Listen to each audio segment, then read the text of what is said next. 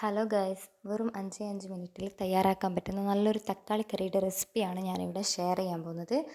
അതിനായിട്ട് ഒരു ഉള്ളി, 2 തക്കാളിയാണ് ഞാൻ എടുത്തിട്ടുള്ളത്. ഉള്ളി ഒന്ന് ചെറുതായിട്ട് വെളിച്ചെണ്ണ ഒഴിച്ച് കടുക് പൊട്ടിച്ച് വഴഞ്ഞ് കഴിയുമ്പോൾ മുറിച്ചിട്ട തക്കാളിയും അതിലേക്ക് ആഡ് ചെയ്യുക. പിന്നെ 2 പച്ചമുളകാണ് ഞാൻ എടുത്തിട്ടുള്ളത്. നിങ്ങളുടെ എരിവിനനുസരിച്ച് പച്ചമുളകിൻ്റെ എണ്ണം കൂട്ടുകയോ കുറയ്ക്കുകയോ ചെയ്യാം.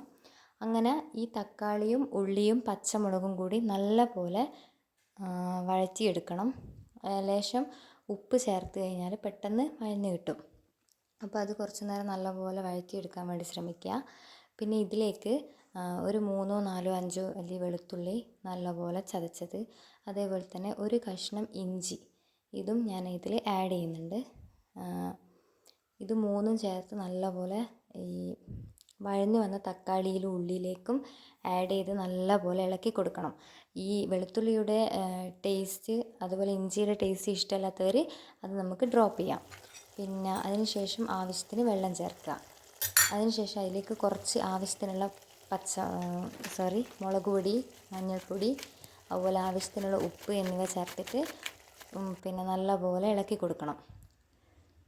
അപ്പോൾ അത് കുഴമ്പ് പരുവത്തിലായി കിട്ടും. അതിനുശേഷം ലാസ്റ്റ് ഇതിൽ ആഡ് ചെയ്യുന്നത് കുറച്ച് പുളിവെള്ളമാണ്.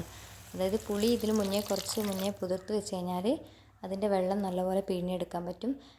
അതിനുശേഷം ഒരു 5 മിനിറ്റ് നല്ലപോലെ തിളപ്പിച്ചതിന് ശേഷം 2 തണ്ട് കറിവേപ്പിലയും കൂടി ചേർത്തിട്ട് ഇത് നമുക്ക് മാറ്റി വെക്കാവുന്നതാണ്.